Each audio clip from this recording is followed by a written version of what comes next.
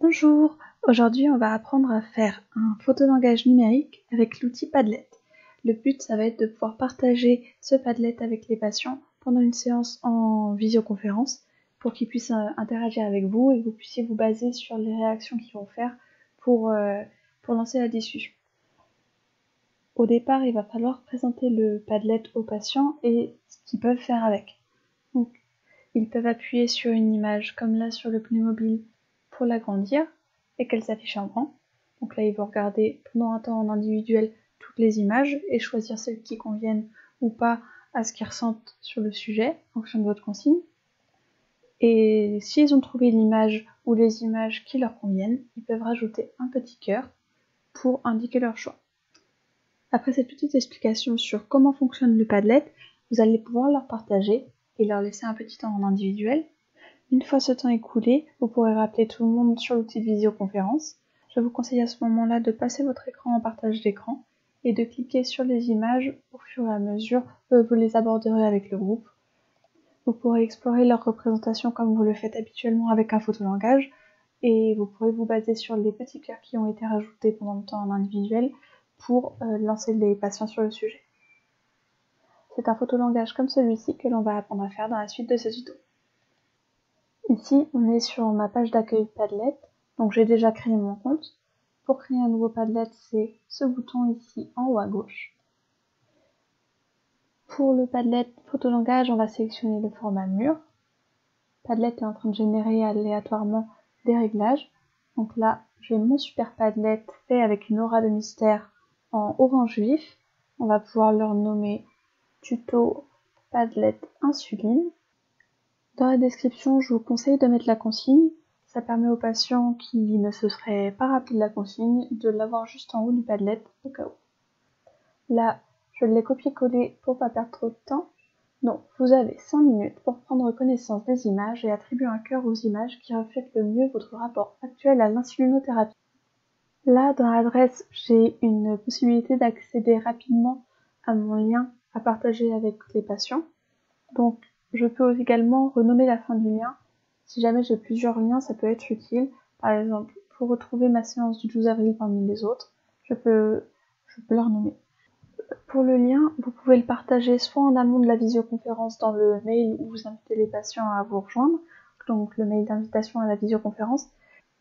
Si jamais votre outil de visioconférence a une messagerie instantanée, ce sera sûrement le plus pratique pour l'envoyer aux patients, parce qu'ils auront juste à cliquer dessus et ils ne le feront pas avant. Ici, je peux modifier le fond d'écran. Par exemple, là, le orange, c'est un peu trop flashy pour moi. Padlet vous propose plusieurs possibilités. Vous avez des fonds d'écran sous forme de texture, des fonds d'écran uniques. Là, par exemple, un fond gris.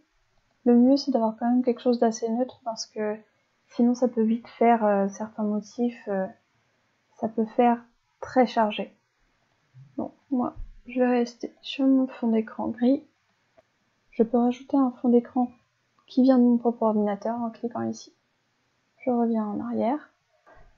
On peut voir plusieurs options de personnalisation que je ne vais pas détailler. Ici, il y a les commentaires. Les commentaires, ça va s'afficher juste en dessous des publications. Donc là, juste en dessous des images. Je pense qu'il n'est pas forcément pertinent d'activer les commentaires pour un photolangage parce que le but, c'est quand même que les patients s'expriment le plus possible à l'oral. Donc là, on va surtout activer la réaction qui est juste en dessous. Ici, on peut voir la première réaction, c'est celle que j'avais mis sur le Padlet que je vous ai présenté au départ. Donc c'est juste un cœur ou pas de cœur.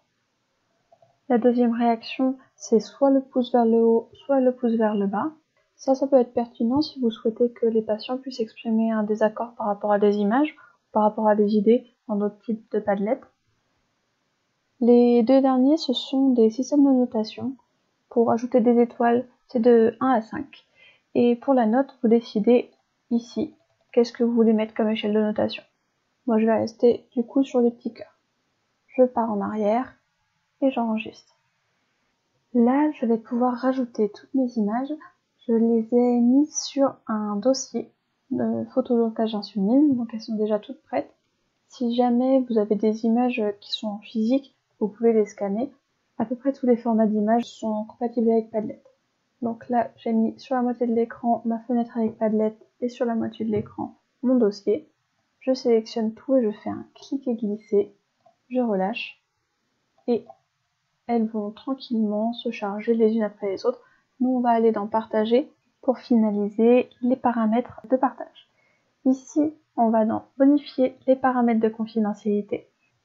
Là, on est dans Secret, ce qui est un bon mode de confidentialité. Il permet que le Padlet ne soit accessible que par les personnes qui ont le lien, donc vos collaborateurs auxquels vous avez fourni le lien et vos patients. Vous pouvez également rajouter un mot de passe, ce qui aura surtout un intérêt si vous souhaitez garder le même Padlet entre deux groupes de patients et pouvoir interdire l'accès au premier groupe en changeant le mot de passe entre les deux sessions.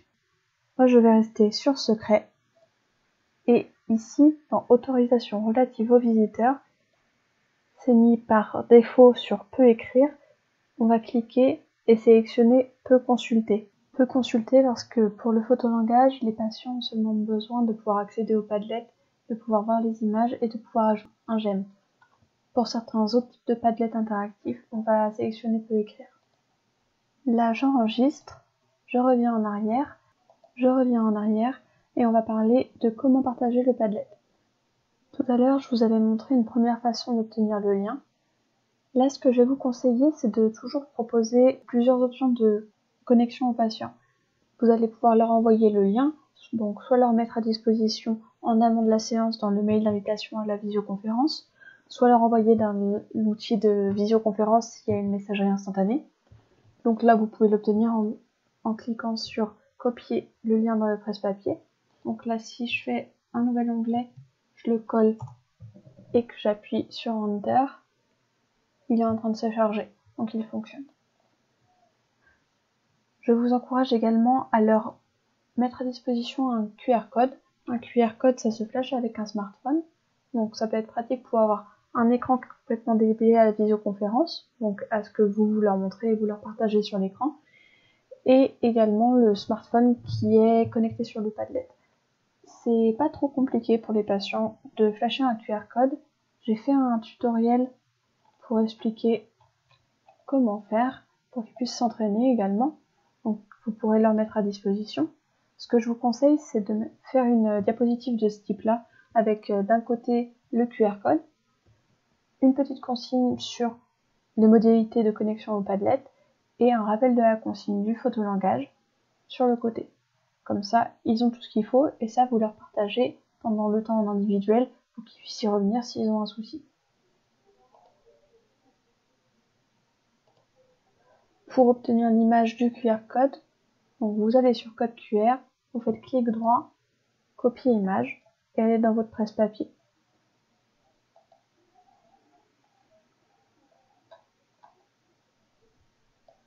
Là, le Padlet est tout bon. Vous allez pouvoir le partager aux patients et commencer votre séance avec eux.